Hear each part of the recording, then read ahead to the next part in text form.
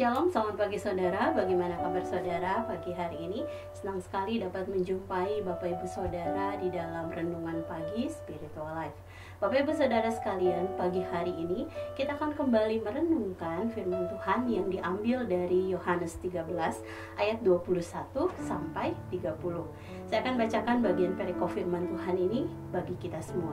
Demikian firman Tuhan. Lukas 13 ayat 21 sampai 30. Setelah Yesus berkata demikian, ia sangat terharu, lalu bersaksi, "Aku berkata kepadamu, sesungguhnya seorang di antara kamu akan menyerahkan aku." Murid-murid itu memandang seorang kepada yang lain. Mereka ragu-ragu siapa yang dimaksudkannya. Seorang di antara murid Yesus, yaitu murid yang dikasihinya, bersandar dekat kepadanya di sebelah kanannya. Kepada murid itu, Simon Petrus memberi isyarat dan berkata, "Tanyalah siapa yang dimaksudkannya." Murid yang duduk dekat Yesus itu berpaling dan berkata kepadanya, "Tuhan, siapakah itu?" Jawab Yesus, "Dialah itu yang kepadanya aku akan memberikan roti sesudah aku mencelupkannya." Sesudah berkata demikian, ia mengambil roti, mencelupkannya, dan memberikannya kepada Yudas, anak Simon Iskariot. Dan sesudah Yudas menerima roti itu, ia kerasukan iblis. Maka Yesus berkata kepadanya, "Apa yang hendak kau perbuat, perbuatlah dengan segera." Tetapi tidak ada seorang pun dari antara mereka yang duduk makan itu mengerti apa maksud Yesus mengatakan itu kepada Yudas. Karena Yudas memegang kas, ada yang menyangka bahwa Yesus menyuruh dia membeli apa-apa yang perlu untuk perayaan itu, atau memberi apa-apa kepada orang miskin. Yudas menerima roti itu lalu segera pergi. Pada waktu itu hari sudah malam. Nah, renungan pada pagi hari ini berjudul Yesus memperingatkan Yudas. Bapak Ibu Saudara sekalian, dalam perikop sebelumnya dikisahkan bagaimana Yesus membasuh kaki para murid sebagai tanda pembersihan diri. Setelah menerima anugerah kasih dari Sang Guru, ada dua sikap yang ditunjukkan oleh dua orang muridnya, yaitu sikap yang pertama, sikap rendah hati dan bersyukur atas anugerahnya. Pada ayat 23 dituliskan, ada seorang murid yang bersandar dekat pada Kristus di sebelah kanannya.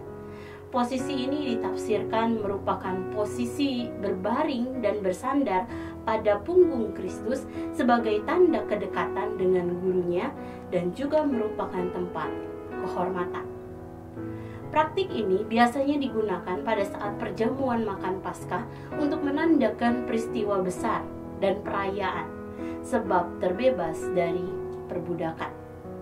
Namun, jika kita perhatikan cara Yohanes mendeskripsikan ayat ini, ia menuliskan, yaitu murid yang dikasihinya bersandar dekat kepadanya, menunjukkan kerendahan hati. Mengapa? Sebab murid yang dikasihinya tersebut ditafsirkan sebagai Yohanes. Ia tidak menuliskan namanya sendiri untuk menunjukkan bahwa ia lebih dikasihi daripada murid yang lain. Dan menekankan bahwa meskipun Yohanes memperoleh kasih gurunya dan memperoleh tempat kehormatan untuk berbaring di sampingnya, namun ia merasa sangat berhutang budi pada sang guru atas anugerah dan kasihnya yang besar. Saudara, teladan Yohanes dalam perikop ini mengajarkan kepada setiap kita untuk tetap memiliki kerendahan hati dan rasa syukur saat menerima anugerah keselamatan. Kerendahan hati dalam kehidupan sehari-hari juga dapat ditunjukkan dengan sikap tetap bersandar dan mengandalkan Tuhan dalam segala hal, serta mempersembahkan tubuh kita sebagai persembahan yang kudus dan berkenan kepadanya melalui ketaatan kita pada perintah-perintahnya.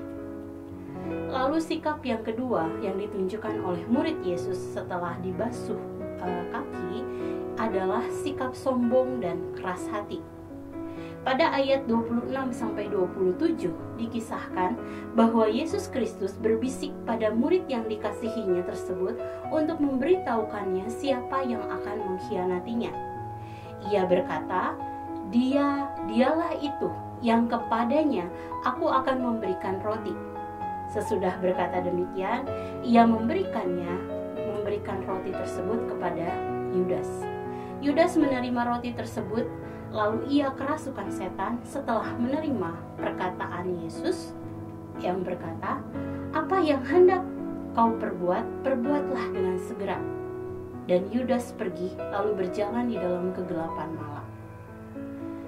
Saudara, penggalan kisah ini sebenarnya menunjukkan kasih Allah kepada orang berdosa. Kristus memberikan roti yang merupakan lambang tubuhnya yang akan terkoyak untuk menebus dosa manusia. Roti adalah perlambangan kasih-Nya kepada semua orang berdosa. Saat Yesus menawarkan Yudas sepotong roti, Yudas menerima roti tersebut, tetapi ia hanya menerima roti saja dan bukan kasih Yesus yang besar. Sehingga ia kerasukan setan dan berjalan di dalam kegelapan. Saudara, gambaran tersebut menunjukkan kesombongan dan kekerashatian Yudas Iskariot. Sebab meskipun Allah menetapkan Yudas untuk menjadi pengkhianat, tetapi Allah melalui Kristus menunjukkan kasih dan pengampunannya kepada Yudas. Namun Yudas tetap memilih untuk hidup di dalam penyesalan dan terus berjalan di dalam kegelapan. Sikap ini bisa saja kita tunjukkan dengan tetap hidup di dalam dosa serta mengabaikan perintah-perintahnya bahkan setelah kita mengalami kelahiran baru. Meskipun demikian, jika kita mengaku dosa kita, maka Kristus tetap akan melimpahkan pengampunannya bagi kita. Saudara, mari sejenak kita merenungkan firman yang baru saja kita dengar. Saudara, mari buka hati kita di hadapan Allah. Sikap mana yang kita tunjukkan setelah menerima anugerah keselamatan? Apakah sikap rendah hati atau keras kepala? Mari koreksi hati kita di hadapan Allah dan bertumbuhlah menjadi serupa dengan Kristus dalam anugerah-Nya.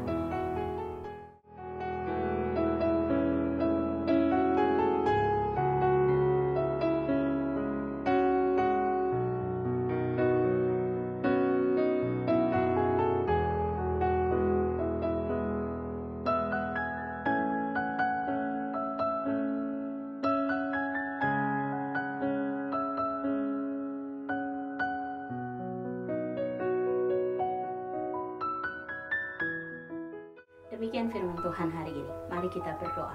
Tuhan, terima kasih satu hari Allah tambahkan di dalam kehidupan kami. Terima kasih untuk firman-Mu Tuhan yang memperingatkan setiap kami bagaimanakah seharusnya kami menjalani kehidupan kami setelah kami menerima Engkau sebagai Tuhan dan Juru Selamat dalam hidup kami.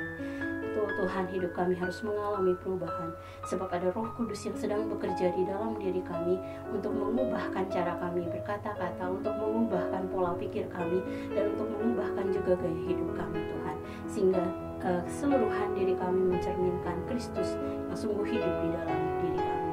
Dan pagi hari ini kami meminta kekuatan kepada Engkau, Tuhan, untuk kami tetap bisa terus taat, Tuhan, belajar untuk hidup di dalam perintah-perintah-Mu dan senantiasa menyenangkan Engkau di dalam segala hal yang kami kerjakan.